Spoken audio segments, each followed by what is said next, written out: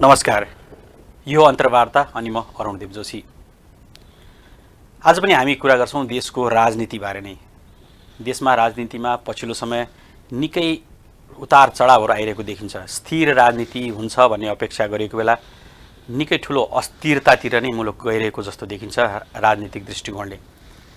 यिनै देशको राजनीति, पछिल्लो समय भएका घटनाक्रमहरू र देशको भविष्य, राजनीतिक भविष्य के छ, यिनै बारेमा छलफल गर्न आज हामीले अन्तर्वार्तामा निम्त्याएका छौँ वरिष्ठ राजनीतिज्ञ तथा नेता हृदय त्रिपाठीलाई। त्यसै नमस्ते। नमस्कार। स्वास्थ्य मन्त्रीबाट बाहिरिएपछि लामो समय त यसो कहाँ बाहिरतिर लाग्नुभयो? विशेष त म पश्चिमी तराईतिर नै म अलिकति बढी घुमफिर गरेँ। अहिलेको राजनीतिक अवस्था त्यहाँ फेरि ग्राउन्डमा के छ त्यो बुझ्नको लागि म 2-2.5 महिना झनै उता बसेँ। र यथार्थ कुरा के हो भने राजनीति अहिले लिगभन्दा बाहिर छ। जनताले नयाँ संविधान जारी भइसकेपछि जुन मतदान गरे, जुन प्रकारको मतादेश भयो, त्यो मतादेश कायम रहेन र राजनीतिक दलहरूको विभाजनले गर्दाखेरि पनि त्यसको प्रभाव के परेछ भनेर मैले बुझ्न पनि खोजेको थिएँ। दोस्रो कुरो के भने अब म त्यही उतै हुँदाहुँदै अदालतको विभिन्न प्रकारका फैसलाहरूले उत्पन्न गराएको जुन परिस्थिति छ, त्यसकारण अहिले समग्रमा भन्यो भने संसद चल्न नसक्ने अवस्था, सरकार बन्नै गाह्रो र बल्ल बल्ल बन्यो र न्यायपालिकाको हिसाबले भन्ने हो भने त्यो पनि अस्तव्यस्त भएको अवस्थाले सबै अवयवहरू, सबै संस्थाहरू अहिले चाहिँ लिगभन्दा बाहिर छन् र यो चाहिँ शुभ सङ्केत होइन। त्यही त आम जनताले अब चाहिँ देशमा स्थिरता आउँछ, संविधान बनिसक्यो, असन्तुष्टि थिए, असन्तुष्टिका बावजुद पनि एउटा संविधान लेखिएको छ, त्यही अनुसारको संविधान अनुसार निर्वाचन पनि भयो, बहुमत दिए जनताले, एउटा दललाई बहुमत दिए, दलहरू जुटेर चाहिँ लगभग 2/3 जस्तो सरकार पनि बन्यो। यस्तो अवस्थामा त अब त देशलाई जनताले अपेक्षा गरे अनुसार समृद्धि भन्ने जुन नारा दिएको थियो, समृद्धिको बाटोमै जान्छ भन्ने अपेक्षा जुन थियो, त्यो अनुसार केही पनि त देखिएन नि आम जनतामा। यसको मूल कारण खोज्ने हो भने संविधान निर्माण गर्दाखेरिको जुन परिस्थिति हो त्यसमा हामी जानुपर्छ। त्यसबेला संविधान निर्माण गर्दाखेरि के भयो भने एउटा पावर सेयर एग्रिमेन्ट भयो, विशेष गरी नेपाली कङ्ग्रेस, नेकपा एमाले, माओवादी पार्टी र लोकतान्त्रिक फोरम भन्ने 4वटाको बिचमा पावर सेयर के थियो भने संविधान एकथान संविधान जारी भएपछि सुशील कोइरालाजी राष्ट्रपति बन्ने, एमाले प्रधानमन्त्री लिने र माओवादीले उपराष्ट्रपति र सभामुख लिने र फोरम लोकतान्त्रिकले उपसभामुख र उपप्रधानमन्त्री लिने। मैले भन्न खोजेको विषय के हो भने पावर सेयर लोकतान्त्रिक भने गच्छेदारजीको त्यस बेलाको स्थिति के थियो भने अनि संविधानमा के लेखिँदैछ भने नेताहरूलाई चिन्ता थिएन।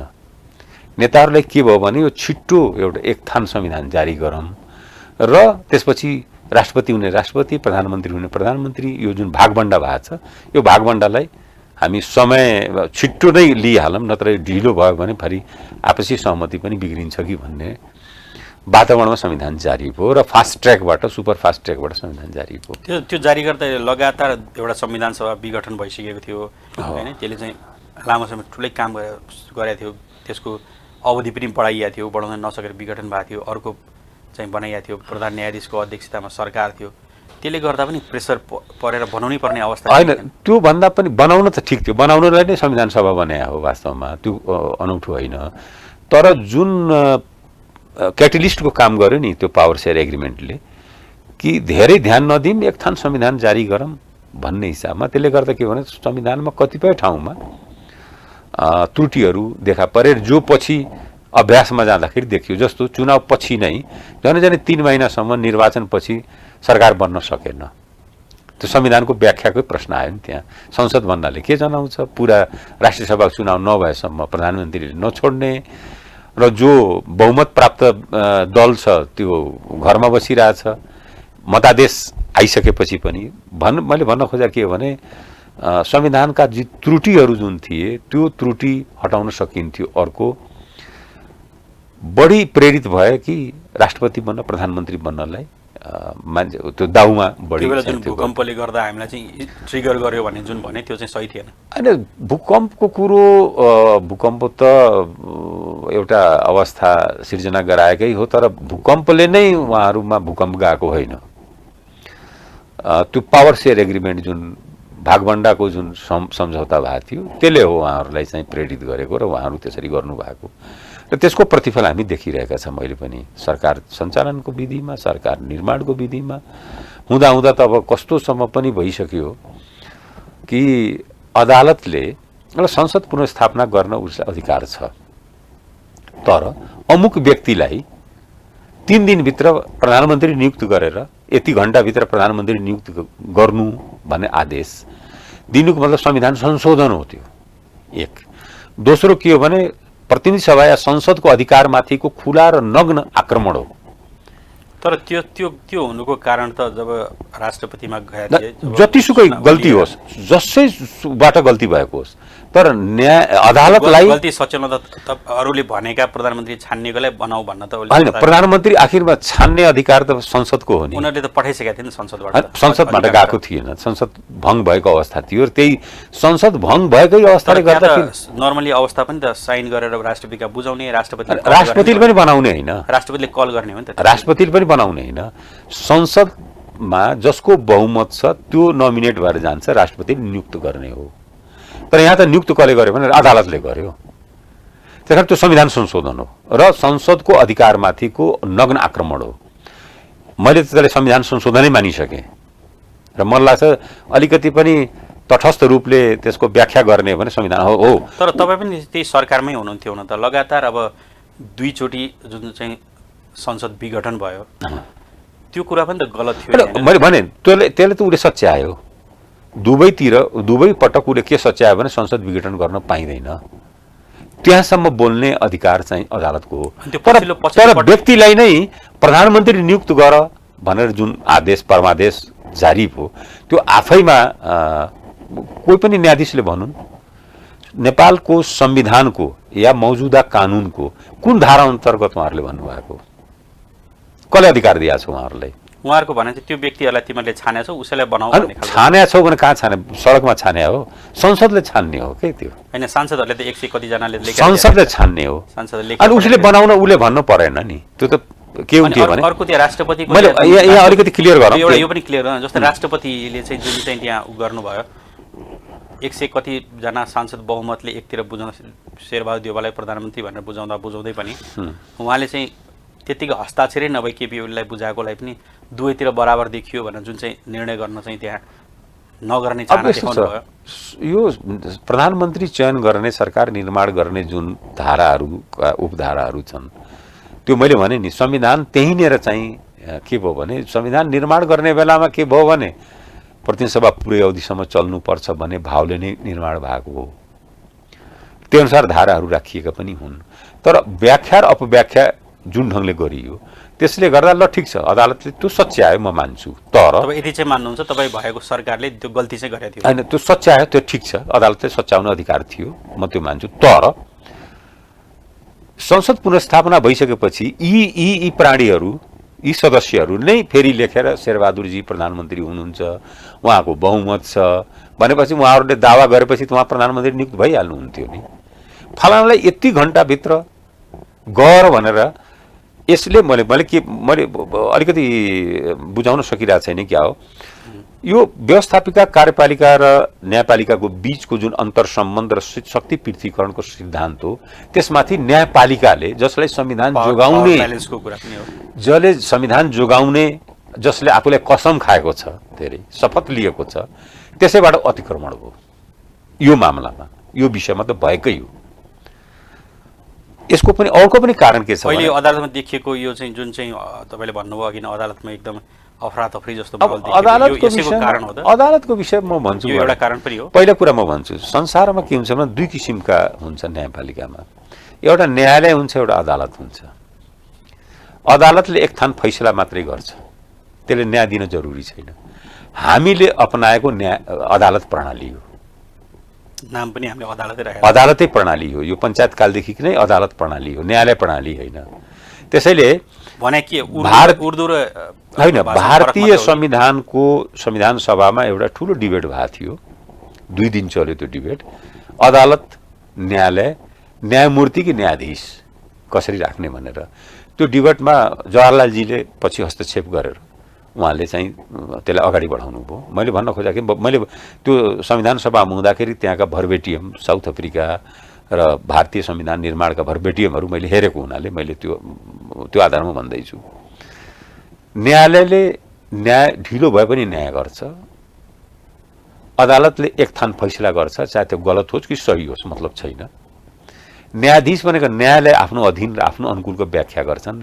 न्यायमूर्ति भनेको मूर्ति जस्तै स्ट्याचु, बोल्दैन, तटस्थ भावले हुन्छ। यो उनीहरूले सोचेर नै राखेन र अन्य देशमा पनि संविधानमा लेखिन्छ। तर हामीले अपनाएको प्रणाली के हो भने अदालत प्रणाली हो। त्यसकारण अदालतले केही गरिरहेछ भने म अनौठो मान्दिनँ। उसले एक थान फैसला गर्नु थियो, गर्यो, एनसेलको विषयमा गर्यो होला। यस्ता धेरै 9 खरब रुपियाँभन्दा बढी राजस्व हाम्रो अदालतका विभिन्न जुन चरणहरू छ तिनीहरूको फैसलाले गर्दा राजस्व उठ्न नसकेको छ।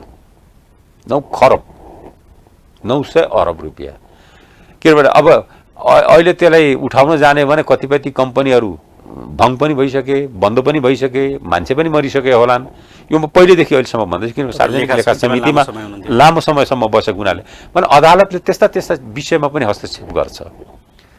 एनसेल प्रकरण सबै अब लगायत यो वाइट बडी, युटिएल लगायत धेरै छन् त्यस्ता जो कि अदालतले बोल्ने विषय, किनभने उसको विज्ञता होइन, अर्थतन्त्रको विषयमा उसको विज्ञता छैन भन्ने कुरा त उसका हरेक निर्णयले देखाइसकेका छन्। आर्थिक ऐनको विषयमा आर्थिक ऐनले कसरी गर्ने भनेर यसले चाहिँ कि अदालतमा घुसखोरी जुन भन्छन् त्यसलाई पुष्टि गर्छ। होइन, मैले भने हामीले अपनाएको प्रणाली नै त्रुटिपूर्ण छ। यो प्रणाली त्रुटिपूर्ण मात्र भएर हो कि कुनै गलत फाइदा लिएर अब यस्तो हो। दोस्रो कुरो त्यसमा के गरियो भने फेरि हामीले पहिलेदेखि नै चलन रहेछ, अदालतमा लेटरल इन्ट्री, बाहिरबाट चाहिँ हामी वकिलहरूलाई न्यायाधीश बनाउने जुन प्रक्रिया छ त्यसमा राष्ट्रिय सहमति गर्छन् फेरि दलहरूले, काङ्ग्रेस, एमाले, पछिल्लो टर्ममा माओवादी पनि होला। त्यो आफ्नो पक्षका मान्छेलाई न्यायाधीश नियुक्ति गर्ने एउटा क्राइटेरिया छ। यति वर्ष पुगेका वकालत गरेका मान्छेलाई न्यायाधीश बनाउन सकिन्छ भने त्यसलाई टेकेर पार्टी कार्यकर्ता अहिलेकै प्रधान न्यायाधीश पनि लेटरल इन्ट्रीबाट आउनुभएको, कुनै न्याय सेवा पास गरेर आउनुभएको होइन। उहाँ वकिल हुनुहुन्थ्यो, उहाँको आफ्नो फर्म थियो, अनि तत्कालीन कुनै प्रधान न्यायाधीशको कृपाले उहाँ पनि छिर्नु हो। अहिले पनि धेरै छिरेका छन्, पछिल्लो चरणमा पनि धेरै छिरेका छन्। मैले भन्न खोजा यसले झन् के गरिदियो भने यसलाई कम्प्लिकेट बनाइदियो। यो यस प्रकारको नियुक्ति त्यसले के गर्यो भने सिनियर न्यायाधीशहरू जो क्यारियर न्यायाधीशहरू थिए तिनीहरूमा एक किसिमको उदासी भाव पनि आयो, जो तटस्थ रहन पनि उनीहरूलाई अप्ठ्यारो भयो। हालिमुहाली यिनीहरूको राजनीतिक नियुक्तिवालाहरूको हालिमुहाली हुने हो।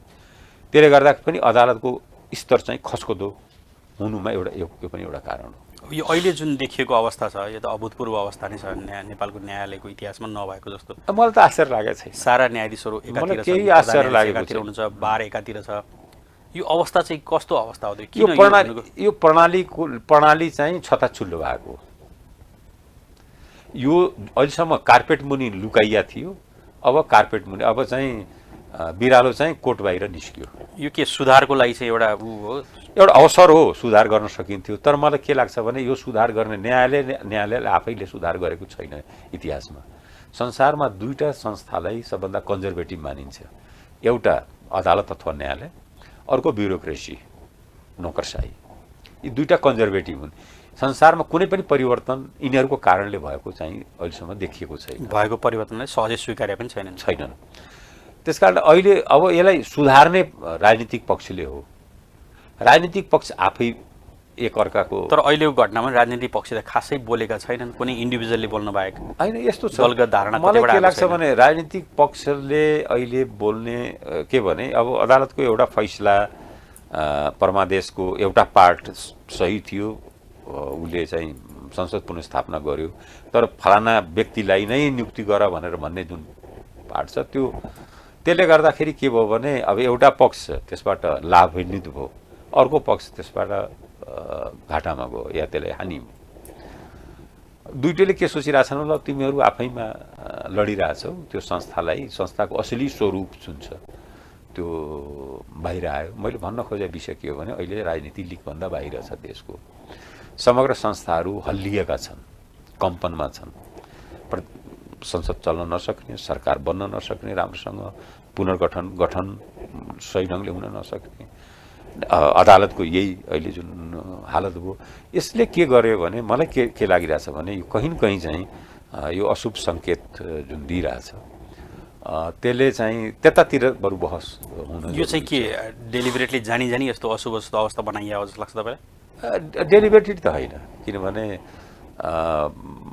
जुन राजनीतिक रूपमै भनौँ न, अब जनताले एउटा मतादेश दिए वाम मोर्चा। तर कहिले के भन्छ नि विभिन्न शक्तिहरूले खेलेर भित्रभित्रै त्यो विभिन्न कुराहरू गरिरहेका हुन्छन्, त्यसले गर्दा चाहिँ प्लेटफर्म बनाउँछन्। एउटा कमजोरहरूले अगाडि सार्ने तर्क, नालायकहरूले अगाडि सार्ने तर्क यही हो।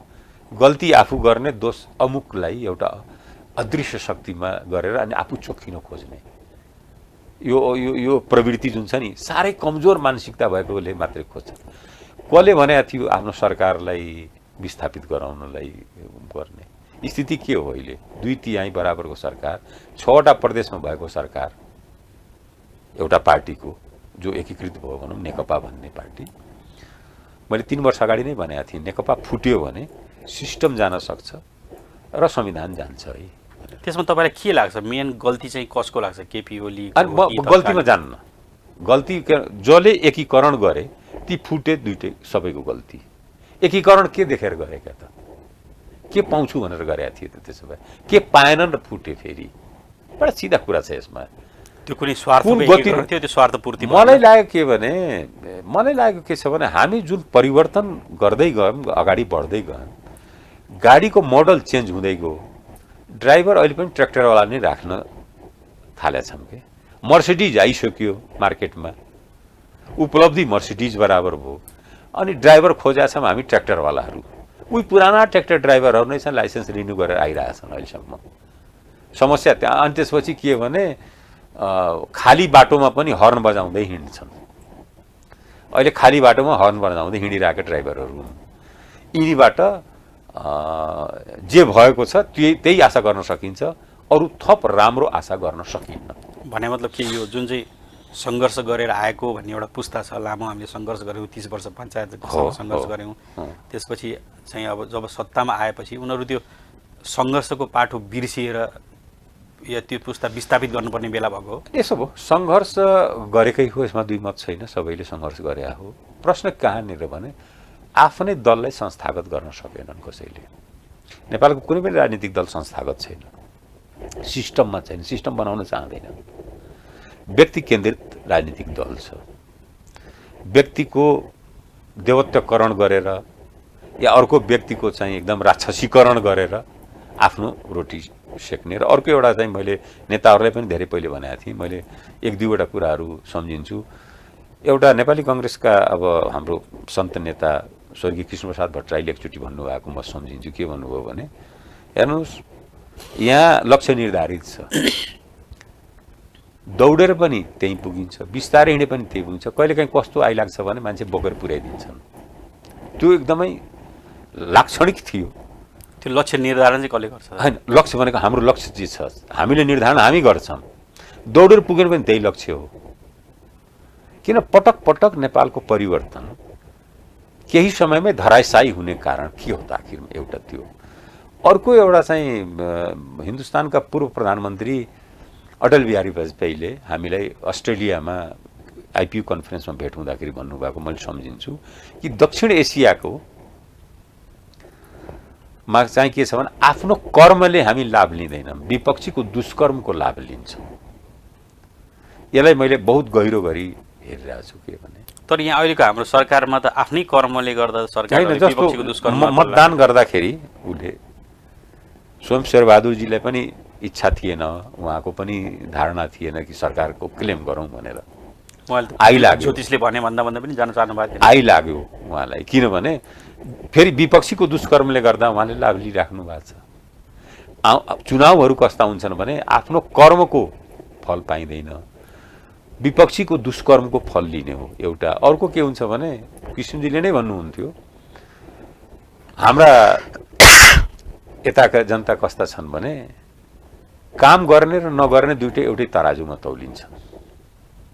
त्यसले के हुन्छ भने काम गर्नेको जाँगर कम हुँदै जान्छ, नगर्ने पनि बराबरै तौलिराखेका छन्, बराबरै भाउमा बिकिरहेछन् भने काम गर्ने किन बेकारमा। अब तपाईँलाई के लाग्छ यो अवस्था जुन अहिलेको छ यसमा अब कतिले भन्छन् कि देश त एनआरकीतिरै जानला, अब यो सुध्रिँदैन देशको, एक्चुअली फेरि यस्तै अर्को क्रान्ति या अर्को जनआन्दोलन नभएर नयाँ नेतृत्व नआएसम्म अब सम्भव छैन, देश एनआरकीमा जान लाग्यो, असफल हुन लाग्यो भन्ने एउटा विश्लेषण लगातार भइरहेको छ।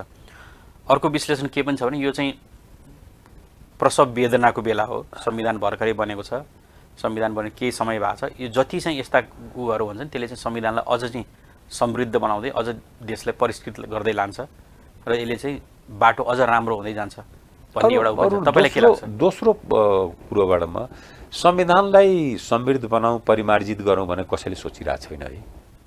यो बाहिर जति सुन्दैछन् मान्छे त गलत सुनाएको हो, त्यतातिर कसैको ध्यानै छैन।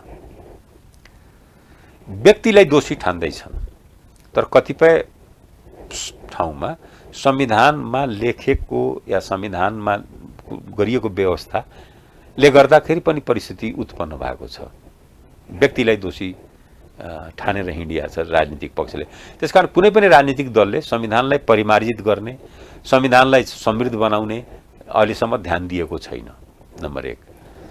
अब रह्यो यो परिस्थिति कहिलेसम्म रहन्छ त? त्यसो भए मलाई के लाग्छ भने बडा सिम्पल मैले बुझिरहेको छु, नेपाली कांग्रेसको महाधिवेशन एउटा मोड हो। नेपाली कांग्रेसको महाधिवेशन पछि एउटा के तय हुन्छ भने कांग्रेसले पनि धेरै समयसम्म सरकार चलाउन चाहन्न, उसलाई थाहा छ सरकार चलायो भने अलोकप्रिय हुन्छ अहिलेको अवस्थामा, कुनै अवस्थामा पनि। त्यसको म कारण फेरि भन्दैछु। भने तपाईँ अर्ली इलेक्सनतिर सङ्केत गर्नुभयो? ऊ अर्ली इलेक्सनै चाहन्छ नेपाली कांग्रेस, खालि महाधिवेशन पर्खिरहेको, महाधिवेशन टरेको हुनाले यो समय टरिरहेछ, त्यति मात्रै हो। ऊ धेरै समयसम्म सरकार चलायो भने अलोकप्रिय हुन्छ, फेरि बदनाम हुन्छ, त्यसपछि मत नआउला, त्यसकारण छिटो छिटो गराई भने कम्तीमा वाम गठबन्धनको विफलता या अलोकप्रियताको लाभ हामी लिउँला भन्ने कांग्रेसको सोच छ। त्यो त पहिला संविधान विघटन हुँदा पनि त, के अरे संसद विघटन हुँदा पनि त देउवाले त्यही सोच्नु भएको थियो। एक्ज्याक्टली, त्यो अहिले पनि त्यही सोच हो त्यो। अब यो अवस्थामा अब उसलाई अर्को अनुकूलता के छ भने वाम शक्तिहरू विभाजित भएका छन्, पार्टीहरू एउटा नेकपा भन्ने पार्टी अब 3टा पार्टी भएको छ। ढेर थोर कसको ताकत के छ त्यो म जान्न चाहन्न, विभाजित त छ। अर्को आउँदो यदि चुनाव भइहालेछ भने कांग्रेसले के सोचा भने प्रतिशोधात्मक निर्वाचन हुन्छ वामपन्थीहरूको बीचमा। एमालेलाई हराउनलाई माओवादी र माधव नेपालजीको पार्टी लाग्छ होला, उहाँहरूलाई समाप्त गर्नलाई ओलीजी लाग्नुहुन्छ होला। त्यसकारणले मत चाहिँ जुन छ नि भोट समर्थन त्यो एकदमै प्रतिशोधमा निर्वाचन हुन्छ, जसको लाभ नेपाली कांग्रेसले लिन सक्छ भन्ने उसको बुझाइ छ। प्रश्न कहाँ छ भने ऊ पनि कहाँ फँस्या छ भने उसको महाधिवेशनकै सही ढङ्गले अगाडि बढाउन नसकेर ऊ फँसिरहेछ र देश त्यहाँनिर फँसिरहेछ अहिले वास्तवमा। उहाँ निर्णय लिन नसक्ने केही कांग्रेसको महाधिवेशनले कोर्स डिसाइड गर्छ जुन भन्नु तपाईँले, त्यसमा के भयो भने पोजिटिभ कोर्स हुन्छ, पोजिटिभ नेगेटिभ भने उसको महाधिवेशन भयो भने एउटा निर्वाचनको लागि ऊ तयार होला। निर्वाचनको लागि तयार भएपछि अब ओलीजीलाई भनौँ नेकपा एमालेलाई के छ भने आफूले विघटन गराएको सत्य प्रमाणित के हुन्छ भने ल यो संविधानले यो संसदले काम दिन सकेन, फेरि प्रमाणित भयो, आखिरमा पछि लिनेले जसले अदालतले पनि पुनर्स्थापन गर्यो, प्रधानमन्त्रीको लागि पनि भन्यो, त्यसले पनि त सकेन, आखिरमा चुनावमा त जानै पर्यो भने उहाँलाई पनि मन शान्ति हुन्छ, एउटा आफ्नो एउटा तृप्त हुने स्थिति बन्छ त्यहाँ। तर प्रश्न कहाँनिर छ भने के प्रतिनिधि सभाको बनावटमा ठुलो परिवर्तन आउँछ त एक थान फेरि चुनावले गर्दाखेरि? त्यही त अहिले फेरि चुनाव अगाडि भए पनि पछाडि भए पनि त्यसले खासै फरक त आउँदैन। यही प्रवृत्ति, यही पात्रकै पुनरावृत्ति, कसैको अलिकति सङ्ख्या बढी होला, कसैको सङ्ख्या कमी होला, तर प्रवृत्ति त यही भनेपछि जहाँ सुधार गर्नुपर्ने हो। किनभने यो संविधानले आशा के गरे हो भने मिलेर गर है, किन हामी 2टा प्रकारका निर्वाचन प्रणाली हामीले स्वीकार गरेका छौँ, फर्स्ट पास द पोस्ट र समानुपातिक प्रोपोर्सनल। 2टा प्रोपोर्सनल भएको बेलामा कसैको बहुमत आउँदैन र मिलेर गर है भनेर त्यो आदेश हो, त्यो एक किसिमले संवैधानिक आदेश हो। तर हामी मिल्न चाहँदैन, आफ्नै पार्टीमा त मिल्दैन, अरू पार्टीसँग के मिल्ने। आफूलाई नसुधार्ने, आफैले बनाएको संविधानका त्यो भावनाहरूलाई आफूले आत्मसात नगर्ने अनि दोष अरूलाई देखाउँदै जुन बस्ने प्रवृत्ति छ, त्यसले स्थिति जटिल बनाउन सक्छ। तर अहिले अब यो व्यवस्था नै ठिक भएन। जुन व्यवस्थामा हामीले चाहिँ व्यवस्थाको जसरी संरचना बनाएको छौँ त्यो संरचना ठिक भएन, नयाँ संरचना जानुपर्छ। अब इलेक्सनकै बेलामा पनि कतिपयले चाहिँ पूर्ण समानुपातिका कुराहरू पनि गरिरहेका छन्। यो अवस्थामा के तपाईँको लागि चाहिँ के लाग्छ? इलेक्सन अगाडि भन्दा पनि अब ठिक छ, यो संविधानमा गरिने संशोधन प्रत्यक्ष राष्ट्रपतिका नि कुरा छन्, बुझेँ, सबै छ। अब फेरि पुराना रागहरू आउन थालिसकेका छन्, तर त्यो राग चाहिँ संविधान बनाउँदाखेरि त्यो राग मत्थर किन भयो जुन बेला सहज थियो संविधान सभामा। अहिले आएर फेरि आफूलाई, मैले भने नि, आफूलाई चेन्ज नगर्ने, परिवर्तन नगर्ने र नयाँ चिज देखाएर चाहिँ अब यसले चाहिँ राम्रो हुन्छ भनेर जुन अहिले भनिरहेछन्, त्यस बेला त सबैले विश्वको सबभन्दा उत्कृष्ट संविधान बनाएको बनाया हो नि। त्यो प्राणीहरू अहिले पनि जीवितै छन्, अझै पनि बोलिरहेका छन् सबै, विश्वको उत्कृष्ट संविधान हामीले बनाएका छौँ भनेर।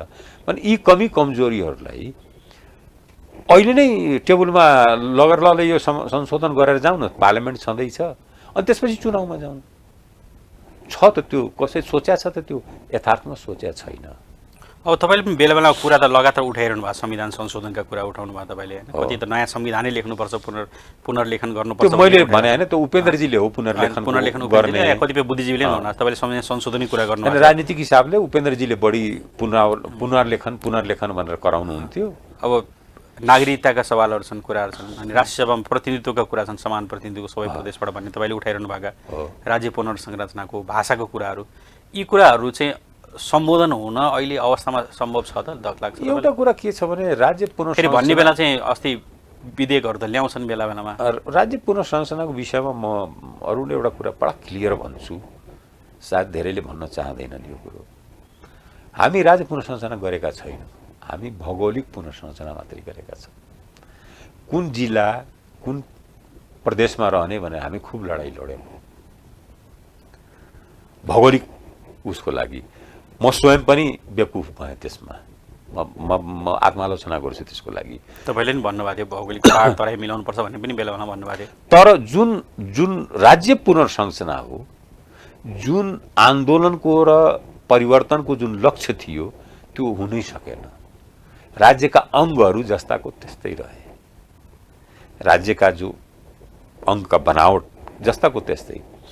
र अर्को पनि म सङ्घीय मामलामा चलाइसकेको हुनाले मलाई के थाहा छ भने हामी कहाँको निजामती सेवाको जुन बनावट छ र जुन वितरण छ त्यो त्रुटिपूर्ण छ। त्यसलाई झन् जटिल बनाइदियो एक किसिमले फोर्सफुल बलजफ्ती चाहिँ समायोजनले, अभिवेकी समायोजनले त्यसलाई चाहिँ अप्ठ्यारोमा पारिदियो। भयो के भने हाम्रो चाहिँ निजामती सेवाको बनावट कस्तो हो भने पञ्चायत कालमा प्रशासन सेवा समूह मार्फत शासन गर्ने परिपाटी थियो, त्यो अहिले पनि कायम त्यही छ। त्यसकारण हामीलाई आवश्यक जति जनशक्ति प्रशासन सेवामा चाहिन्छ त्योभन्दा 70% बढी छ। र प्राविधिकहरू, इन्जिनियर, डाक्टर, वन सेवा अथवा कृषि सेवाका सङ्ख्या कम छ।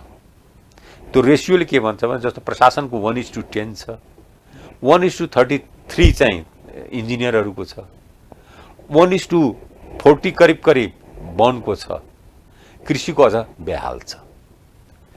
त्यसैले खर्च हुन सकिरहेको हुँदैन विकास खर्च प्रशासन समूहले गर्न सक्दैन संसारभरि।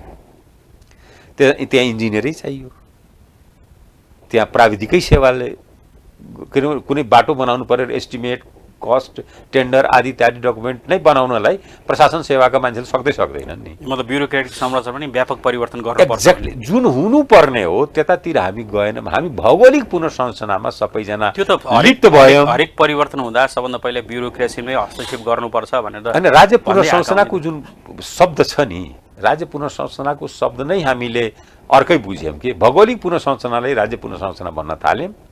3 तहको बनाइया छ, यो प्रदेश भयो, यो चाहिँ सङ्घ भयो, यो चाहिँ स्थानीय तह भयो, यसरी चाहिँ हामी बनायौँ र त्यसैले हामी राज्य पुनर्संरचना भनेर आफ्नो हामी चाहिँ आफ्नै पिठ्युमा आफैले साबसी दिन काम गरिहाल्यौँ। तर राज्यका जुन अन्य अङ्गहरू छन्, जुन पर्मानेन्ट अङ्गहरू हुन्, ब्युरोक्रेसी भयो, आर्मी भयो, प्रहरी सेवा भयो या न्यायपालिका नै भयो, यो अदालतहरू नै भयो, त्यसमा केही पुनर्संरचनाको असरै छैन, त्यहाँ हुँदै भएको छैन। त्यसैले जुनसुकै सरकार बने पनि लोकप्रिय हुन सक्दैन भन्ने मेरो दावा हो। लोकप्रिय हुनै सक्दैन। तपाईँले फेरि यसमा एउटा कुरा पनि लगातार उठाउनुहुन्छ, एकल जातीय एकल नस्लीय भयो राज्य संरचना भन्ने कुरा होइन। यो संविधान लेखनमा पनि त्यही कुरा आयो भनेर भएको छ तपाईँले होइन। अब तपाईँ त्यो बेला फेरि सबभन्दा बढी नस्लीयताको आरोप लागेको केपी ओली होइन, संहिताको विरोधी भनेको केपी ओली, तपाईँ उहाँसँगै जोडेर फेरि सरकारमा पनि जानुभयो। त्यसो भयो यो आरोप संविधान तिनटाले मिलेर बनाएका हुन्, खालि केपी ओली एक्लैले बनाएको त होइन। त्यसमा प्रचण्डजीको पनि र तत्कालीन भनौँ न अब स्वर्गीय हाम्रो तत्कालीन प्रधानमन्त्री कोइरालाजी हुनुहुन्थ्यो, मिलेर बनाएका हुन् संविधान। ओलीलाई मात्रै किन फेरि मैले बुझिनँ के कुरो। तर तपाईँहरूले नै आरोप लाउनुहुन्छ उहाँ बढी बोल्ने। केपी ओली तपाईँको पछि बुझाइ थियो उहाँ बोल्ने मात्रै हो, अरू बोल्दैन। सुरुमै पनि मैले किन म व्यक्तिगत उहाँ मेरो पुरानो उहाँसँग मेरो सङ्गत हो, व्यक्तिगत मैले उहाँलाई राम्रै चिन्दछु। उहाँ बढी बोलेर मात्र देखेको, अरू पनि उत्तिकै अरू झन् गुप्त गुण्डा नस्लिए छन्, भावनात्मक शोषण गर्ने छन् अरू त। केपी ओली त बोलेर कमसेकम आफ्नो भडास त निकालिदिनुहुन्छ, तर अरू त त्यो बोल्दा पनि बोल्दैनन्, कार्पेट मुनि आफ्ना सबै विचार राख्छन्, तर उही धन्दा गर्छन्। एक दोस्रो कुरो के मैले भन्छु भने मभन्दा अगाडि म त वाम गठबन्धनको एउटा हिस्सा, हामी स्वतन्त्र राजनीतिक समूह निर्वाचनमै गइयो सँगै, चुनाव चिन्ह पनि एमालेको लिनु, एमालेको लिएर। तर जो वाम गठबन्धनको विरुद्धमा गएका थिए, जस्तो उपेन्द्रजीको पार्टी, सबभन्दा पहिले सरकारमा ऊ पुग्यो, म त धेरै पछि गएँ। अझ 19 महिना उहाँ स्वास्थ्य मन्त्री रहेर उहाँको पार्टी शहरी विकास मन्त्रालय चलाएर, जो कि ओलीजीको सबभन्दा बढी आलोचक हुनुहुन्थ्यो, उहाँ पहिले जानुभयो। दोस्रो त्यसले गर्दा जनतामा विश्वासको अर्को भन्दैछु, अब राजपा जुन साथीहरू थिए ती पनि गए, भलै त्यो 18 दिन अदालतले गर्दाखेरि त्यो भयो भनेपछि म कुन गलत निर्णय गरेको थिएँ? मेरै बाटोमा त सबै आयो त, बरु मभन्दा अगाडि आइए। उपेन्द्रजी त झन् पहिले आइदिनु भयो। तर अनि त्यो जुन चाहिँ नस्लीय संरचना छ, सबै भन्नुभयो केपी ओलीदेखि सबै छन्, अरू पनि झर्नु बढी छन् भने यो नस्लीय संरचनामा गएर कम्प्रोमाइज गरेर त्यहाँ केही गर्न सकिँदैन, लगातार कम्प्रोमाइज। मैले भन्ने मतलब त्यो संविधानले भनिरहेछ, संविधानको प्रस्तावनाले भनिरहेछ, संविधानको प्रस्तावनाले नै भनिरहेछ। एक दोस्रो, हामी नेकपा एमालेसँग जुन चुनावी गठबन्धन गरेका थियौँ त्यसमा एउटा यही थियो कि देशमा रहेको विद्यमान विभेदको अन्त्य गर्ने। विभेद भनेको यही सबै यी प्रकारका राजनीतिक, सामाजिक, आर्थिक लगायतका जो विभेद छन्, भाषायी, यी सबै विभेदलाई अन्त्य गर्ने भनेर नै हामीले भनेका थियौँ। प्रश्न कहाँनिर अहिले आएर नेपालको राजनीति कहाँनिर त्यो भएको छ भने बाटो हामीले छोडिसकेका छौँ, संविधान घाइते भइसकेको छ, त्यो कसैले मानुस् या नमानुस्। पछिल्लो घाइते राम्रैसँग चाहिँ अदालतले नै बनाइदियो। संविधानमा रहेका अस्पष्टताहरू र त्रुटिहरू सुधार्नपट्टि हामी जाँदै गएनौँ। राज्यको पुनर्संरचनाको नाममा हामी भौगोलिक पुनर्संरचनामा अल्झेर बस्यौँ। तर अब मधेस केन्द्रित दलहरू भनौँ, मधेस केन्द्रित दलहरू तपाईँहरू पनि बेलामा सरकारमा जाने केही त सहमति सम्झौता गरेर जानुहुन्छ, सहमति गर्नुहुन्छ, यो चिज चाहिँ संविधानमा हामी यो संशोधन गर्छौँ, यो चाहिँ हाम्रो माग हो। तर ती कुरा पुरा हुँदैन, सरकारमा जानुहुन्छ, फेरि फर्केर आउनुहुन्छ, सरकारमा जानलाई चाहिँ गरिन्छ त्यो। अनि म त वाम गठबन्धनको हिसाबले नै म धेरै पछि सरकारमा गएको हो होइन। मभन्दा अगाडि त अरू दलको हिसाबले त अरू जानुभएको हो, उहाँहरूले के सम्झौता गरेर जानुभएको थियो, के पुरा गर्नुभयो त्यो मलाई थाहा भएन। तर मैले चाहिँ म त वाम गठबन्धनकै हिस्साको हिसाबले मैले निर्वाचन पनि हामी लडेको स्वतन्त्र राजनीतिक समूह र हामी जति आइयो त्यसमा अब सरकारमा पनि सामेल म भएँ। र मलाई आफ्नो भनाइ के छ भने म सरकारमा हुँदाखेरि म बेसिकली म पार्लियामेन्टेरियन हुँ, काजमा कहिलेकाहीँ सरकारमा जाने हो। तर मलाई 48 सालपछि एकपटक बाहेक तपाईँ हरेक पटक पुग्नु पनि भएको छ संसदमा? पुगेको छैन। संसदमा त पुगेको छु म 70 बाहेक, 70 पहिलो संविधान सभा बाहेक, दोस्रो संविधान दोस्रो सभा संविधान सभा बाहेक म पुगेको छु। तर म भनौँ सरकारमा जाँदाखेरि या मन्त्रालय सम्हाल्दाखेरि म कुनै पनि यस्तो काम गरेका छैन कि मलाई पश्चाताप होस्, चाहे त्यो सडक विस्तारको होस्, भौतिकमा हुँदाखेरि।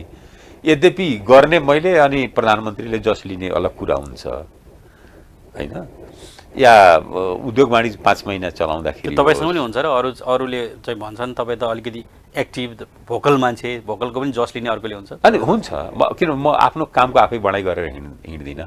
त्यो शालीनता, त्यो सभ्यता ममा छ। किन मलाई सम्झना छ कि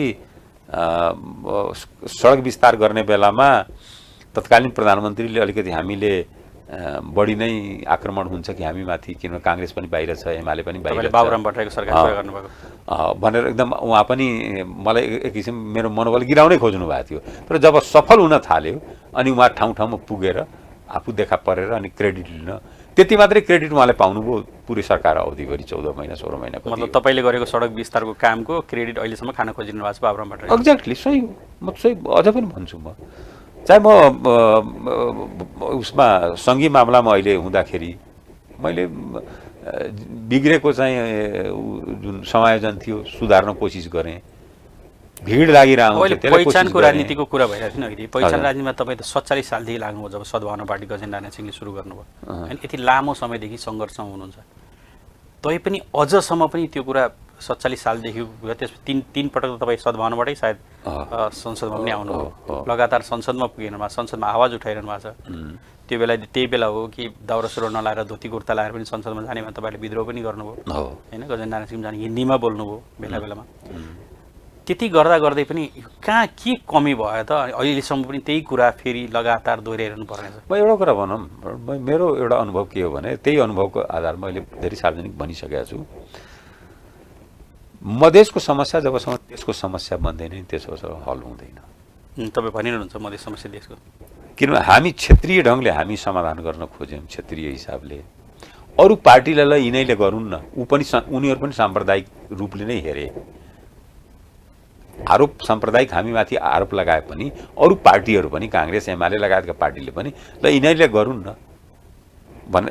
तर जबसम्म यी समस्याहरू चाहे आदिवासी जनजातिको होस्, चाहे मधेसीको होस्, चाहे थारूको होस्, चाहे मुस्लिमको होस्, चाहे जति विविधता छ जसले संविधानले स्वीकार गरेको छ, तिनका समस्या देशको समस्याको रूपमा हामी लियौँ भने यो समाधान। पहिचानको समस्या त मधेसको मात्र होइन। एक्ज्याक्टली, तर मधेस देशभन्दा बाहिर त त्यही कुरा के हदसम्म माओवादीले त गरेको हो नि त, पहिचानको समस्यालाई देशवादी यसो भयो। माओवादीले रणनीतिक रूपले आफ्नो जनयुद्धलाई विस्तार गर्नको लागि त्यो प्रयोग गर्यो। टिको कति? संविधान बनाउँदा मोर्चा छोडा 28 दलको मोर्चा छोडेर गयो को? प्रचण्डजी जानुभएको होइन र भने तपाईँहरूसँग म किन सती हुनु, तपाईँहरूसँग जाँदा त म त सती हुने भएँ भनेर उहाँ छोडेर जानुभएको न। तर भन्न त अझ पनि संविधान हामीलाई चित्त बुझेको छैन, हामीले त्यो त 47को कम्प्रोमाइजको संविधान हो सबैले भन्छन् होइन। तर बनाउने बेलामा ती कुराहरूलाई उहाँहरूले जोड दिएको भए मलाई लाग्छ कि धेरै कुराहरू अगाडि बढ्थे यदि साँच्चै मनैदेखि कमिटमेन्ट हो भनेर। 47 सालको संविधानमा एमाले पनि आफ्नो फरक मत राखेको थियो। माधव कुमार नेपाल त्यो बेला संविधानमा हुनुहुन्थ्यो, फरक मत राख्नु भएको थियो, दर्ता गराउनु भएको थियो, सबै थियो। तर कहिले पनि उच्चारण गरेन उनीहरूले आफ्नो फरक मतको, कहिले पनि प्रयत्न गरेन यो संशोधन होस् भनेर। त्यो संविधानै गयो हेर्दा हेर्दै।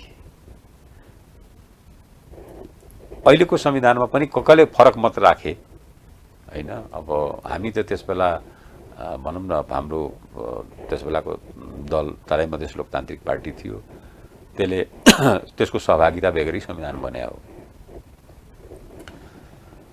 फरक मत भन्दा पनि त्यसमा धेरै कुराहरूमा हामी संविधान बनेपछि जलाउने कामहरू पनि भए पनि मैले भन्न खोजेको के भने जब अहिले जस्तै तपाईँ भन्नुहुन्छ लगातार भन्नु पनि हुन्छ मधेसको चाहिँ मुद्दा देशको मुद्दा देशको नभएसम्म मुद्दा समाधान हुँदैन। हो नै, कसरी चाहिँ सकिन्छ जस्तो लाग्छ हो देशको नै। मुद्दा बनाउन? मैले भन्न खोजेँ यसको हो नै, जबसम्म यी कथित आफूलाई राष्ट्रिय पार्टी भन्नेहरू मान्दैनन् यो कुरालाई। मधेसको भोट, मधेसलाई करदाता र मतदाता मात्रै ठान्ने हो भने त्यहाँ मुद्दा समाधान हुँदैन होइन। ती समस्याहरू आफ्नो ठान्दैनन् जबसम्म, तबसम्म यो हल हुँदैन। किनभने सबैले मिलेर मात्र हल हुन सक्ने हो। के चाहिँ आफ्नो ठान्नु पर्यो भन्नु जस्तो उनीहरूले पनि लगातार मधेसको एउटा म सामान्य एउटा उदाहरण दिन्छु। म नागरिकताको विधेयक हाम्रै सरकारले, ओलीजी नै जुन ल्याउनु भएको थियो, पर्फेक्ट थियो। त्यो के को लागि पनि संविधानमा भएको व्यवस्था अनुसार जसले जन्मको आधारमा नागरिकता प्राप्त गरिसकेका छन् तिनको सन्तानलाई वंशजको आधारमा दिने भनेर संविधानमै व्यवस्था छ। त्यति मात्रै ल्याएको हो। समितिमा गयो, राज्य व्यवस्था समितिमा, राज्य व्यवस्था समेत त्यहाँ विश्व नागरिकता प्रणालीकै छलफल गरेर त्यहाँ एउटा संसदीय परिपाटी पनि के हो भने जुन संशोधन आउँछ त्यसैमा जुन प्रस्ताव आउँछ विधेयक त्यसैमा मात्रै संशोधन हुन्छ। तर उहाँहरूले नयाँ नयाँ धाराहरू पनि खोलिदिनु हो। लास्टमा के हो, नेकपा थियो त्यस बेला, नेकपाको सचिवालय बैठक बस्यो। सचिवालय बैठकले जे कुरा समितिले भनेको छ त्यसलाई नै अगाडि बढाउनु पर्यो भनेर भन्यो। सचिवालयमा को थियो सबैलाई थाहा छ। सरकारले एउटा ल्यायो, त्यसमा तोडमरोड गरेर समितिले गर्यो, सचिवालयले पार्टीले त्यही भनिदियो। अनि त्यसपछि चाहिँ म थिइनँ त्यस बेला सरकारमा, म सामेल भइसकेका थिइनँ। पछि म पनि भएपछि अनि फेरि प्रधानमन्त्रीले भन्नुभयो होइन यसरी त अगाडि बढाउन मिल्दैन भनेर त्यसलाई ओन गरिएन। एक त्यस्तै निजामती सेवा विधेयकको विषयमा पनि एउटा लफडा भयो जसमा म सरकारमै हुन त मैले प्रस्तुत गरेँ होइन, मभन्दा अगाडिको मन्त्री तपाईँ त्यो बेला सामान्य प्रशासन मन्त्री समितिमै जब विवाद भएपछि अनि उहाँहरूले पनि त्यो गर्नु, म यो स्वीकार गर्दिनँ, सरकारले स्वीकार गर्दैन यी कुराहरूलाई। र त्यो विधेयक जुन छ नि, अब त्यसले गर्दा भनेपछि यो गर्न नचाहने जुन तत्त्व छ यो चाहिँ कस्तो तत्त्व जस्तो लाग्छ तपाईँलाई सरकारमा पुग्यो भने, जुन चाहिँ यो सबैले चाहेको हो? जस्तै महिलाकै नामको नागरिकताको कुरा छ, त्यो संविधानमा छ, कसैले महिलाको नाममा सहजै दिँदैनन्। बुवा खोज्नै पर्छ, बुवा खोज्नै पर्ने भए छैन भने डिक्लेयर गर्नु, संविधानमा किन लेख्नु, महिला नाममा दिनु कारण के? संविधानमा लेख्नु पर्ने कारण के? यो रोक्ने यो मनस्थिति मानसिकता यो रोक्ने तत्त्वहरू यसको के हो भने जुन समय संविधान आयो मैले भनिहालेँ त्यो पावर सेयर एग्रिमेन्टले प्रेरित गर्यो। अर्को कुरो के थियो भने त्यस बेलाको जुन वातावरण थियो राजनीतिक वातावरण, त्यसले गर्दा धेरै कुरा रोक्नै नसकिने हिसाबले राखियो। मनमा थिएन, फेरि यो नहोस् भनेर नै मनमा थियो। फेरि अनिच्छुक हिसाबले बाध्यतावश कतिपय प्रावधानहरू राखिएको देखिन्छ। त्यसलाई क्रमशः अब राजनीतिक शक्तिहरूले बिस्तारै त्यसको स्वामित्वबाट अब आफूलाई पछ्याउँदै गइरहेका छन्। र समग्रमा के हुन्छ भने संविधान प्रतिको स्वामित्व अब घट्दो। त्यसको लागि के लाग्छ तपाईँलाई? नेतृत्वमा, सरकारको नेतृत्वमा पहिचान खोजिरहेको ट्र्याक्टर ड्राइभर मैले भनिहालेँ, मैले भने परिवर्तन अगाडि बढ्यो। गाडीहरू नयाँ नयाँ मोडलका आए, ड्राइभर ट्र्याक्टरवाला, लाइसेन्स नयाँ मोडलको छ, त्यति मात्रै हो। तर अस्ति भर्खरै महन्त ठाकुर प्रधानमन्त्री बने जस्तो सम्भावना पनि देखिएका थिए नि? थिएन, त्यस्तो सब बेकार कुरा हुन्। त्यो महन्त ठाकुरजीको नाम सारेर त्यो पार्टीभित्र उपेन्द्रजीहरूले एउटा राजनीति गर्न खोजे मात्रै हो। त्यस्तो माहौल थिएन। त्यो माहौल किन एक्लै जनता समाजवादी प्रधानमन्त्री बन्ने अवस्था के थियो त? कुन चाहिँ पार्टी सपोर्ट गरेको थियो? काङ्ग्रेसले गरेको थियो, माओवादीले गरेको थियो, एमालेले गरेको थियो? यी सब बेकारको कुरा हुन्। तर उहाँ अगाडि आउनु भए हामी गर्थ्यौँ भनेर चाहिँ विभिन्न नेताहरूले चाहिँ भनेका थिए। कसले भने उहाँ किन अगाडि आउने भनेर मैले बुझिनँ। उहाँले बुझ्नु भएको छैन यो देश। मोहन ठाकुरले नबुझ्या हो र यो देश भने त्यो सब थिएन, माहौल पनि थिएन, अवस्था पनि थिएन। उहाँको नाम अगाडि सारेर आफ्नो पार्टीभित्रको आफ्नो बाहुल्यता कायम गर्ने एउटा दुष्प्रयत्न भएको थियो, त्यति मात्रै हो। त्यो कुरा मोहन ठाकुरले बुझेर चुप लाएर बस्नु पर्यो। अब तपाईँ स्वतन्त्र विचार समूह भनेर लागिरहनु भएको छ, सरकार पनि जानुभयो, राजनीतिक गठबन्धनभित्र पनि जानुभयो, पार्टी एकीकरणकै हुन्छ भन्ने कुरा पनि थियो, त्यो भएन होइन।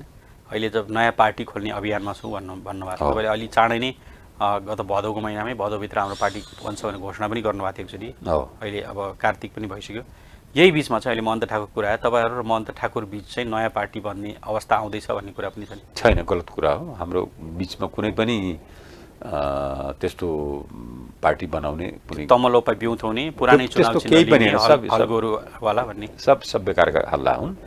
हामीले नयाँ ढङ्गले राजनीतिक दल निर्माणको प्रक्रियामा छौँ। यसका दस्तावेजहरू केही तयार भइसकेछन्, केही अब 2-4-10 दिनमा तयार हुन्छन्। किनभने पार्टी गठन गर्नु भनेको कुनै पान पसल जस्तो अथवा चाहिँ चिया पसल जस्तो प्यान र भ्याट नम्बर दर्ता गराएर पसल थापे जस्तो होइन। वैचारिक रूपले यसको एउटा 2-3वटा कुराहरू छन्, जस्तो वर्गीय हिसाबले नेपालका राजनीतिक दलहरूले आफूलाई वर्गीय हिसाबले कम्युनिस्ट पार्टीले सर्वहाराको वर्ग भन्छन्, सर्वहारा भए पनि नभए पनि त्यसको प्रतिनिधित्व भन्छन्, त्यसैले बिग्रिया पनि हुन्। नेपाली कांग्रेस सहरिया मध्यम वर्गको पार्टी हो। वास्तवमा हामीले फोकस गरे के भने किसानको, किसान मात्रै संसारमा यस्ता एउटा समूह हो, वर्ग हो, जसको हरेक उत्पादनकर्ताले आफ्नो उत्पादनको मूल्य आफै निर्धारण गर्छ। किसान बाहेक किसानले उत्पादन गर्छ तर बिचौलियाले मूल्य निर्धारण गर्छ।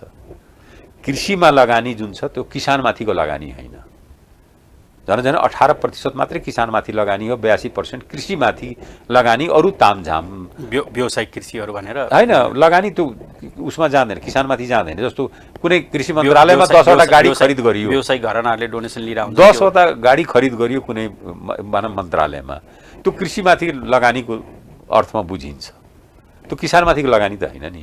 भने कृषिको जुन दुरावस्था छ त्यसले गर्दा हामीले फोकस गर्न खोजे हाम्रो मूल वर्ग आधार भनेको किसान। वैचारिक रूपले राजनीतिक रूपले के भने अब संविधानको प्रस्तावना सर्वग्राही छ भनेको मतलब सर्वमान्य छ। प्रस्तावना समाजवाद उन्मुख भन्ने जुन प्रस्तावना एज ए टोटल छ त्यसले नेपाली समाजको यथार्थतालाई चुनौतीलाई प्रतिबिम्बित गरेको छ, तर त्यसलाई अरू धाराहरूले सपोर्ट गर्दिएन। त्यसकारण त्यसलाई हामीले टेकेर अगाडि बढ्ने हो। तेस्रो भ्रष्टाचार र आर्थिक अनुशासनहीनता यो बढ्दो छ।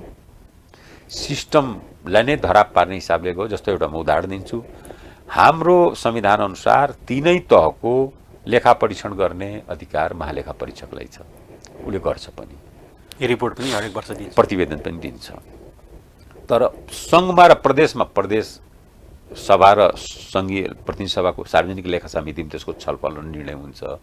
स्थानीय तहमा जहाँ बढ्दो छ बेरोजु, जहाँ बढ्दो आर्थिक अनुशासनहीनता छ, त्यसको छलफल गर्ने ठाउँै छैन, न त संविधानले दियो न त कानुनले दियो। अब तपाईँको किसान बेस पार्टी भनेको अनि कस्तो हुन्छ यसको संरचना? यो फेरि मधेस केन्द्रितै बढी हुन्छ? होइन, देशव्यापी किसान त देशमै छन् त, हिमालमा पनि छन्, पहाडमा पनि छन्, मधेसमा पनि छन्, भित्री मधेसमा पनि छन्। किसान भनेपछि किसानलाई फोकस गरेर देशव्यापी नै हुन्छ। मतलब किसानहरूलाई आकर्षित गर्ने खालको तपाईँहरू बनाउँदै किसानको लडाई, किसानको सङ्घर्ष, किसानका नाममा त पहिला पनि पार्टी त खुलेका छन्, मजदुर किसान नाम। किसानको नाममा त कतिपय पार्टीका भातृ सङ्गठनै छन् त ती भातृ सङ्गठनै नि मातृ सङ्गठनको रूपमा बनाउन खोजे। यो भातृ सङ्गठन होइन, यो ठ्याक्कै मातृ सङ्गठनको रूपमा बनाउने। अब एउटा भ्रष्टाचारको विरोधी पार्टी पनि हुन्छ भन्नुभयो तपाईँ, लामो समय लेखा समितिमै रहेको मान्छे हो। पछिल्लो समय कोभिडको जस्तो बेलामा तपाईँ छोड्ने बेला स्वास्थ्य मन्त्री पनि हुनुहुन्थ्यो। सबभन्दा बढी त्यो बेला स्वास्थ्य मन्त्रालयमा धेरै भ्रष्टाचार भएको कुरा पनि आयो तपाईँभन्दा अघिल्लो मन्त्री हुँदाखेरि। तपाईँले पनि भन्नुभयो एकचोटि यो बिचौलियाले गर्दा खोप ल्याउन पाइएन भन्नुभयो। यहाँ कमिसनप्रेतहरू लागे भनेर कमिसन खोरीको कुरा पनि गर्नुभयो होइन? कमिसन खोरी कुरा अब सरकारमै भएका प्रधानमन्त्रीको वरपरका मान्छे नै भ्रष्टाचारमा लागे, त्यो बेला प्रधानमन्त्रीकै संलग्नता पनि हो कि भन्ने प्रश्न पनि लगातार उठे होइन? प्रश्न त जसलाई जे उठाए पनि भयो, त्यस्तो केही होइन। मेरो हरेक कदमलाई प्रधानमन्त्रीले सपोर्ट गर्नुभएको थियो। मैले जुन त्यो भने त्यसलाई पनि उहाँले सपोर्ट गर्नुभयो, किनभने यो औषधि जस्तो चिजमा, खोप जस्तो चिजमा यदि कसैले भ्रष्टाचार गर्छ भने त्योभन्दा ठुलो अपराधी त्यो संसारमै छैन कोही। तर गरेको त छ भने तपाईँको अभिव्यक्तिले पनि होइन, गर्न खोजेको थिएँ, मैले दिइनँ। तपाईँभन्दा पहिलाको कुरा त अब विभिन्न संस्थाले हेरिरहेछन् होइन? विभिन्न संस्थाले सार्वजनिक लेखा समिति होस् या इत्यादि त्यो हेर्ने हो। तर मन्त्रीमण्डलमा तपाईँ हुनुहुन्थ्यो नि त, त्यो बेला तपाईँलाई के भएकै जस्तो लाग्छ? होइन, त्यस्तो केही मैले त्यसमा, किनभने मन्त्रीमण्डल म सामेल हुनुभन्दा अगाडि पनि केही भइसकेका थिएँ, म त उसमा थियो त्यो। तर मेरो कार्यकालको चाहिँ मैले भन्छु नि, मैले कोसिस भएको हो। जुन सस्तोमा हामीले $4 जस्तै भारतको खोप त अहिलेसम्म आइसक्यो। यो एकदमै 10 पहिलो आयो, बाँकी आउनु पर्ने त त्यो पनि आइसक्यो। आएर लगाइरहेछन् मान्छे, लगाइसके पनि त्यो चाहिँ त्यो बेला त आउन सकेन त्यो सरकारको बेला। अनि 10 लाख आयो, 10 लाख 10 आएन, 10 लाख आएन। 10 लाख पछि आयो त्यो। फेरि यस्तो मैले भनेको थिएँ, खोप भनेको यो खालि हेर्दाखेरि स्वास्थ्य र व्यावसायिक सामग्री हो, तर यो राजनीतिक सामग्री हो। खोपको उत्पादन सीमित, माग बढी, उत्पादक कम्पनी थोरै, देश थोरै, माग संसारभरि नै छ। मैले यहाँ हामीले दक्षिण एसियामा दोस्रो हामी देश हो खोप ल्याउनेवालामा, र कतिपय अफ्रिकाका र कतिपय देशहरू, ल्याटिन अमेरिकाका देशहरूमा खोप पुगेकै थिएन जब हामीले ल्याउन सफल भयो के भने त्यहाँ $4 भारत सरकारकै हस्तक्षेपले त्यो मूल्य निर्धारण भयो $4। अनि त्यो कम्पनीको लोकल एजेन्टहरूले के सोचे भने त्यसमा पनि 10% उनीहरूले थपेर, गभर्मेन्ट टु गभर्मेन्ट डिल भयो भने उनीहरूलाई कमिसन दिनै पर्ने। उनीहरूले के यस्तो छ, त्यो कम्पनीले अरू पत्रचार आफ्नै एजेन्ट मार्फत गराउँथे, पुराना एजेन्टहरू रहेछन्। फेरि त्यो सिरम इन्स्टिच्युट भनेको हामी 2 दशकभन्दा पहिलेदेखि नै व्यवसाय गरिरहेको कम्पनीहरूले गरिरहेको त्यो कम्पनी सिरम इन्स्टिच्युटले, र जस मार्फत जो लोकल एजेन्ट त्यही बेलादेखि थियो त्यसै मार्फत उनीहरूले चाहिँ गराउन खोजे। केही पत्रचारहरू त्यस मार्फत गराउन खोज्दा उनीहरूले 10% चार्ज गरेर ल्याएर त्यो हामी मानेनौँ। त्यसले गर्दा अलिकति डिले भएको, झनै 28 दिन डिले खोपको कारोबार गर्न। त्यसले गर्दा हामीले अर्को 5 मिलियन 50 लाख डोजको जुन सम्झौता गर्न या नेगोसिएसन गरिरहेका थियौँ, त्यहाँ लफडा के भयो भने त्यो डिलेले गर्दा इन्डियाको सुप्रिम कोर्टले एक्सपोर्टमा रोक लगाइदियो, यो भ्याक्सिन एक्सपोर्टमा आफै कमी भयो भनेर उनीहरूले रोक लगाइदिए, त्यही बिचमा लगाइदिए। त्यसले गर्दाखेरि 50 लाख जुन ल्याउने हामी खरिद गर्ने प्रक्रिया थियो त्यो पनि रोकियो। त्यो सायद त्यो डिले नगरिदिएको भए त्यो हामी साइन गरिसक्थ्यौँ र आउन वातावरण बन्थ्यो। तथापि पनि खोपको लागि हामी संसारभरिका सबै प्रयत्नहरू, मलाई लाग्छ अहिले जति खोप आइरहेका छन् त्यो हाम्रै पालामा गरेका सम्झौता, खरिद आदि इत्यादि नै हो। र मलाई खुसी के छ भने नेपाली जनतालाई त्यो मान्छे पनि देखिरहेछन्, अहिले नयाँ खास भएको छैन, त्यही बेलादेखिका त्यही गरिरहेका छन्। तर एउटा प्रयत्न चाहिँ भएको हो, तर बिचौलियाहरूले या विभिन्न भूत प्रेतहरू लागेका हुन्। तर त्यो सरकारी निकाय सरकारमा हामीले मानेन, मन्त्रालयले मानेन। भएका मान्छेहरू चाहिँ संलग्न थिए कि भन्ने त्यो छानबिन भइरहेछ, मैले भन्न मिलेन भन्नु हो तपाईँले? होइन, त्यो त्यसमा त छानबिन त अब पछिल्लो मेरो पालाको त गराए भइगयो, मलाई थाहा। तर यो संस्थागत भ्रष्टाचारको कुरा छ जुन सरकारमा छ। तपाईँ लामो समय लेखा समितिमै बसेको मान्छे, तपाईँकै बेलामा यो लाउडा, चेजियर, धमिजा जस्ता कुराहरू पनि होइन, चाइना साउथ वेस्ट एयरलाइन्सको कुराहरू त्यो बेला उठिए। अहिले पछिसम्म वाइड बडीका कुराहरू पनि छन्। लगातार यो संस्थागत भ्रष्टाचारको, यो चाहिँ नीतिगत भ्रष्टाचारको र सरकारमा रहेका मान्छेहरू नै भ्रष्टाचारमा एकदम मुछिएको भन्ने जुन चाहिँ आरोपहरू लागिरहन्छ नि, तपाईँलाई त यसको त फर्स्ट ह्यान्ड तपाईँलाई थाहा होला। महालेखाको प्रतिवेदन हेर्ने भने सबै कुरा क्लियर भइहाल्छ मलाई लाग्छ होइन। अब एउटा संवैधानिक निकायले दिएको प्रतिवेदन हो त्यो। भ्रष्टाचार छ, भ्रष्टाचार गतिलो ढङ्गले अझ प्रभावकारी ढङ्गले नै बढिरहेको हुन्छ।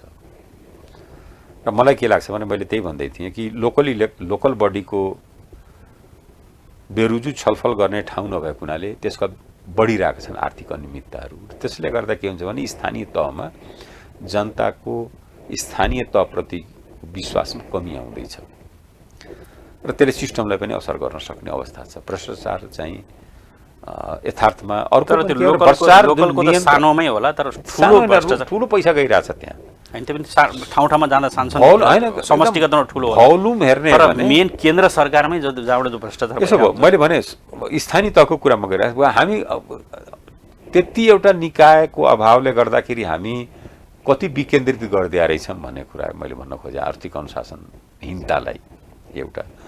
अब रह्यो भ्रष्टाचारलाई अब अख्तियार दुरुपयोगको कल्पना गरेका छ संविधानले, व्यवस्था गरेका छ सबै, तर त्यसको गठन गर्दाखेरि भागबण्ड हुन्छ। भागवण्डा कसले गर्छ? राजनीतिक दलले गर्छ। राजनीतिक दलले जब राष्ट्र सहमतिको नाममा भागवण्डा हुन्छ, त्यो त तपाईँहरू अहिले मन्त्री परिषदमा हुँदै जुन चाहिँ उसमा नियुक्ति भयो भागवण्डा भाग हो। अदालतमा त्यही छ, निर्वाचन आयोगमा न्यायाधीशले लोकसेवामा न्यायाधीशले भाग खोज्नु भनेर अहिलेको लफडा सुरु भयो। लोकसेवा लिएकै हुन् नि, न्यायाधीशजीले नलिया हो र भने, अख्तियारमा निर्वाचन आयोग लोकसेवामा नलिया हो र भने लिएकै हुन् नि। अहिले मन्दिरमा लिन खोजे धेरै एक्सपोज भयो र अलिकति उ भयो बानी बिग्रिएको थियो नानीदेखि लागेको बानी बिग्रिएको थियो एक्सपोज भयो त्यति हो त्यसमा चाहिँ मैले कुनै आपत्ति छैन भन्नमा यो भ्रष्टाचारका जुन नियन्त्रण गर्ने संस्थाहरू नै को गठन प्रक्रिया नै त्रुटिपूर्ण छ र भागभण्डामा छ भनेपछि नियन्त्रण हुन्छ कसरी वाइड बडी सार्वजनिक लेखा समितिले भने यसमा गडबड भएको छ अख्तियारले छानबिन गर्छु भनेर भन्छ खै गरेको अहिलेसम्म बाहिर आएको छैन किनभने राष्ट्रमतिले छानबिन भएको छ त्यहाँ मेजर दलका नेतृत्व होस् या दलहरूको संलग्नता छ त्यहाँ त्यसको लागि त्यो चिज भन्नलाई चाहिँ अब यो अहिलेको नेतृत्व नै परिवर्तन हुनुपर्छ अनि नेतृत्व परिवर्तन फेरि अर्को आउँछ फेरि यो जुन यसमा लिप्त भाषण जुन जुन चाहिँ बानी परिसकेको छ जुन ऊ भइसकेको छ त्यो चिजहरू मलाई के लाग्छ भने अझै पनि हामी त्यो सिस्टम हो बनाउने भ्रष्टाचारको चाहिँ स्क्यान्डिनेभियन देशमा किन आर्थिक अनुशासन राम्रो छ भनेपछि त्यहाँको इनबिल्ट सिस्टम भन्छ नि अब तपाईँको नयाँ उद्देश्य नयाँ पार्टीको उद्देश्य यही होस् त्यही सिस्टम नै बनाउनु पर्छ त्यो अनुसारको सिस्टम नबनाइकन व्यक्तिबाट चाहिँ समाधान गरौँला भने जुन हाम्रो पुरानो पिँढी हुन त राजतन्त्र बढी राणाहरू बढिरहेको देशमा व्यक्तिमाथि केन्द्रित हुन्छ कुराहरू र त्यसैको ह्याङओभर हो यो चाहिँ अहिले पनि व्यक्तिले बनाउँदैन प्रणालीले बनाउँछ हुन्छ हामीले समग्र राजनीतिक स्थिति तपाईँको पार्टीगत गठनको कुराहरू होइन पार्टीले चाहिँ खोजेका देखेका देशको भिजनहरूको बारेमा पनि कुरा गऱ्यौँ हाम्रो स्टुडियोमा आइदिनु भयो त्यसको लागि धेरै धेरै धन्यवाद छ मेरो विचारलाई आदरणीय जनसमुदाय समक्ष दर्शक महानुभाव समक्ष जुन यहाँले यहाँले मलाई एउटा अवसर जुटाइदिनु भयो यसको लागि म कृतज्ञ छु धन्यवाद दर्शकबिन आज हामीले देशको समष्टिगत राजनीतिक अवस्थाको बारेमा कुरा गऱ्यौँ हृदय त्रिपाठीसँग आजलाई अन्तर्वार्ता यति नै नमस्कार